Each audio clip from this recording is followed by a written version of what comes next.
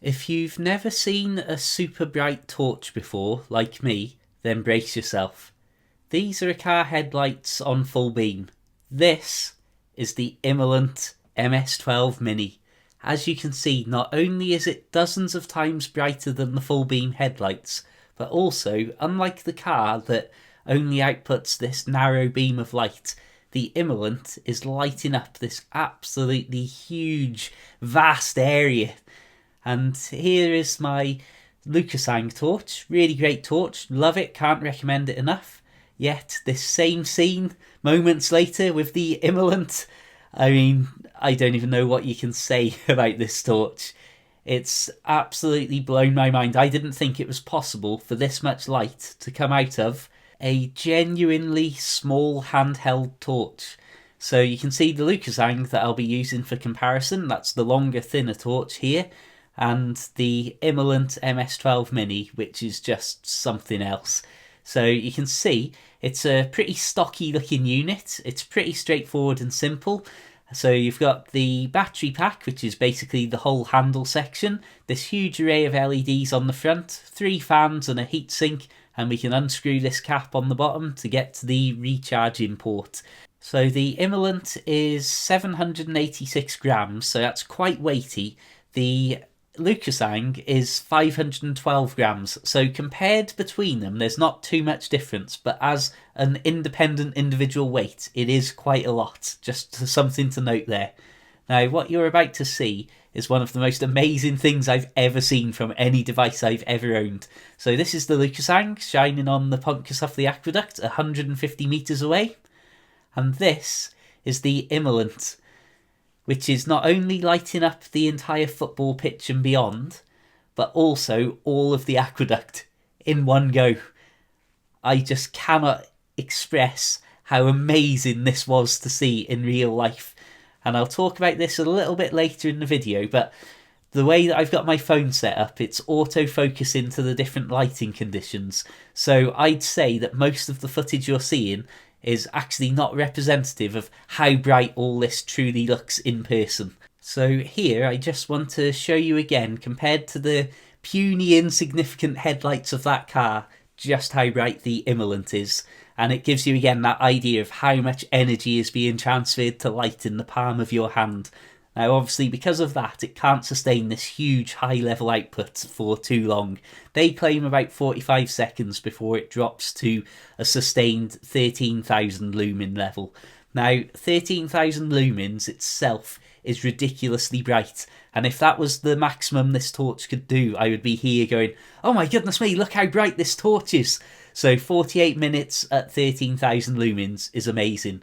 This here is actually a little moonlight mode that isn't listed on that table we just looked at. This is the first level on the table, and you'll see me just cycle up through the different levels.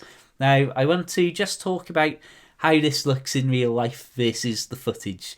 So, I didn't set the iPhone camera to focus and stay locked at a certain level of exposure, or whatever technical term you want to use. The camera in most of these clips is just freely adjusting to the different brightness, and even then you can see it's struggling in some cases. Here, just to demonstrate why I didn't try and get clever and lock the focus, I locked the focus and the brightness to the Lucasang torch, and then I pointed the Imalent and went up through the various brightness levels just on this little first aid kit on the floor, just as an easily readable example, so you can see, without the brightness and the camera being able to focus of its own accord, the Imalent on its top levels just completely and utterly overpowers and drowns out all of the camera's ability to deal with it, basically. And so rather than go out and do a load of filming and have unusable footage that didn't really illustrate how good the torch is just for visibility and using it to wander around and go, wow, look how bright this is. You can see when I let the camera focus again, it went from that completely white, unusable, unreadable screen to completely in focus, not looking anywhere near as bright. This again is a comparison between the camera focusing and changing with the light level to it not being able to change. and you can see just how bright the second image there looks. If we get back out to give you some more comparison shots here, you can see once again my Lucasang torch, absolutely wonderful, absolutely lovely, focusing it to that narrow beam there, great. But as soon as the Imalent comes on, it's just, well, again, it's as if I've never owned a torch before. And you'll see me walking just a little bit ahead of the camera in a moment, and this is a good illustration of what I think is so amazing. Like I say, it's not just that ludicrous brightness, but it's the fact that the light is being spread over such a huge area. If you look at my feet in this particular clip, the light in front of me looks like it's coming out in practically 150 degrees angle in front of me. And again, just trying to show different shots with various things here so that you can see the camera in the various conditions of a dark sky background or filled with trees and stuff. The important thing is basically, as the camera struggles to refocus to the light, it's very, very bright. Over the holiday boats here, all empty for the winter period, you can see the Lucasang again, nice light, good light, but again, the Imalent is almost revealing another world that you would have never known existed with just the previous excellent torch. And again, it's that thing, like, not only is the foreground so ludicrously bright, but even through this sort of slightly hazy sky, you can see just how bright the background is. This is the one little outdoor shot where I've got the camera locked in to focus on that level of light.